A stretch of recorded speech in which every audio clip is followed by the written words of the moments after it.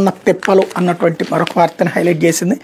భూ వ్యవహారాలకు సంబంధించిన ఆధార్ సేవల నిర్ధారణకు వినియోగదారుల సేవల సంస్థగా రాష్ట్ర రెవెన్యూ శాఖ ఎంపికైంది. మేరకు యూనిక్ ఐడెంటిఫికేషన్ అథారిటీ కేంద్ర ఐటీ, ఎలక్ట్రానిక్స్, టెలికమ్యూనికేషన్ మంత్రిత్వ శాఖ రాష్ట్ర ప్రభుత్వానికి సమాచారం ఇచ్చే నేపథ్యంలో రెవెన్యూ శాఖకు భూముల సంబంధిత వ్యవహారాల్లో ఆధార్ యూజర్ ఏజెన్సీగా ఎంపిక చేస్తూ ప్రభుత్వం సోమవారం ఉత్తర్వులు జారీ చేసింది. దీంతో ఆధార్తో భూముల అనుసంధాన ప్రక్రియలో రెవెన్యూ శాఖకు మరింత కీలకంగా కాబోతోంది. ప్రస్తుతం ఆధార్ నిర్ధారణ యూజర్ ఏజెన్సీలు, ప్రైవేట్ సంస్థల ఏజెన్సీల చేతుల్లో ఉన్నాయి.